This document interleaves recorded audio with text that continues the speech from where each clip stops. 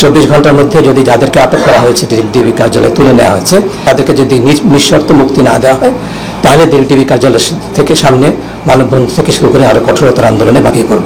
বৈষম্য বিরোধী ছাত্র আন্দোলনের 6 সমন্বয়ক সহ ডিবিতে অন্য যাদেরকে আটক রাখা হয়েছে তাদেরকে 24 ঘন্টার মধ্যে আদালতে সোপর্দ নতুবা ছেড়ে দেওয়ার আলটিমেটাম দিয়েছে বিক্ষুব্ধ নাগরিক সমাজ।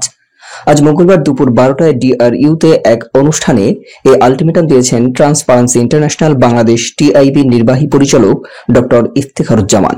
ডিআরইউ সাগর টুনি মিলনায়তনে হত্যা, অবৈধ আটক ও নির্যাতনের বিচার চাই শীর্ষক এ অনুষ্ঠান হয়। টিআইবির নির্বাহী পরিচালক বলেন, আমরা অনুষ্ঠান শেষ করে ডিবি কার্যালয়ে যাব সমন্বয়কদের সঙ্গে দেখা করতে। যদি তাদের সঙ্গে দেখা করতে না দেওয়া হয় তবে সেখানে অবস্থান নিয়ে পরবর্তী কর্মসূচি ঘোষণা করা হবে। তিনি আরো বলেন, আমরা ডিবি কর্তৃপক্ষকে 24 ঘন্টা সময় দিচ্ছি।